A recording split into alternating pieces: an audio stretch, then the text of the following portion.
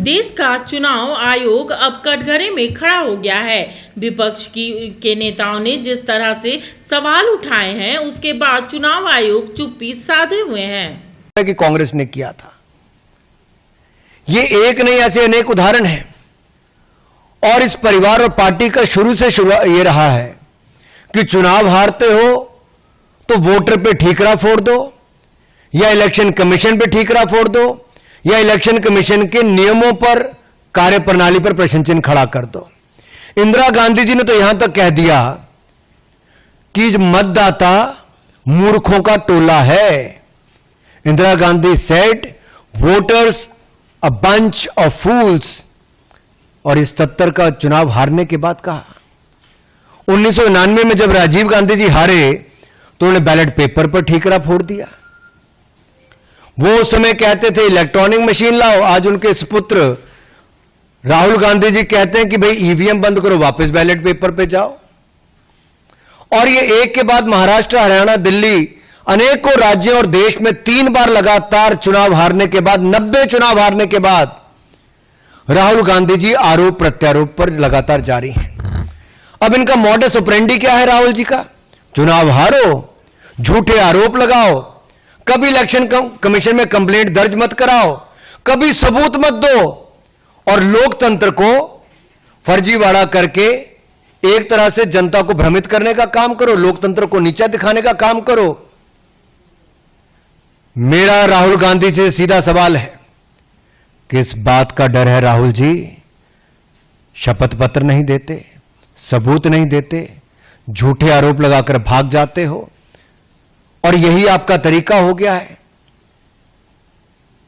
भ्रम फैलाया चुनाव के समय संविधान का लेकर, आज संवैधानिक संस्थाओं पे प्रश्न चिन्ह खड़ा करते हो। और ये देखिए, शूट एंड स्कूट का इनका पुराना है। इलेक्शन कमीशन ने राहुल गांधी जी को बुलाया, वोटर रोल इशू पे नहीं गए। उनको कहा एविडेंस दे दो, बार बार कहा, नहीं दिया राहुल गांधी जी ने और कांग्रेस पार्टी ने। और यहां तक कि representation of peoples act, RP act में अगर देखें सेक्शन 80 में, तो no election commission, no election petition file की इनके किसी भी नेता ने, किसी चुनाव लड़ने वाले ने।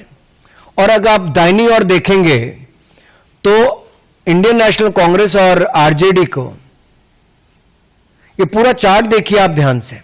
इलेक्शन कमीशन आज 13वां दिन हो गया लगातार बिहार में, वहां तो इनकी कोई इस तरह की बातचीत नहीं है, खुले मन से इलेक्शन कमीशन बात सुन रहा है, बिहार के लोगों को कोई दिक्कत नहीं है।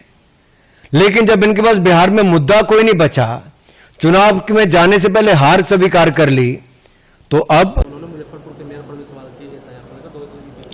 उनके पास कोई विषय नहीं, कोई मुद्दा विहीन हो चुके, संवैधानिक पद पर बैठ करके संवैधानिक पद के गरिमा को गिराना, झूठ बोलना, भ्रम फैलाना, यही उनका रूटीन रह गया है। अरे पहला दिन तो हमने बता दिया, चुनाव आयोग का नोटिस आया, हमने जवाब दिया, ईपिक नंबर भी मेरा खत्म हुआ और मेरे पास सबूत था। आप क्यों नहीं अभी तक जवाब दे पाए? आपने 2 जगह का कहां दुरुपयोग किया, क्यों नहीं साबित कर पा रहे हैं? बताना चाहिए था। मेरी डिग्री पर प्रश्न उठा तो मैंने डिग्री दिखा दिया कि सब सही है। कांग्रेस के रीजन में 3 साल की पढ़ाई को 5 साल में डिग्री देता था, वो डिग्री में ही लिखा है और वही जिक्र मेरा शपथ में है। लेकिन तुम बताओ डिग्री कहां है? छोटा भाई बड़ा भाई बन कैसे गया? बड़ा भाई छोटा भाई बन गया। 2015 के चुनाव में भी शपथ में आपने भरा, 2020 में भी तेजस्वी जी बड़ा, तेज प्रताप जी छोटा। ये चमत्कार कैसे? कोई जवाब नहीं। आरोप लगाते हो तो जवाब देने की ताकत रखो, और सजनता को कायरता समझोगे तो ये तुम्हारा दुर्भाग्य होगा। बिहार की जनता सबक सिखा देगी। धृतराष्ट्र के वंशजों, याद रखना कि महाभारत कराने के लिए शकुनी और दुर्योधन के जिद में, सत्ता की लोलुपता में, भाई भाई के बीच का लहू जो बहा है, अब बिहार में बहने नहीं देंगे। हर बिहारी के मान सम्मान स्वाभिमान के लिए बिहार का हनुमान जो भी सामाजिक कार्य करता है वो लड़ेगा इस अराजकता जंगल राज के लोगों से। राहुल गांधी भी वो भी आ रहे हैं वोट।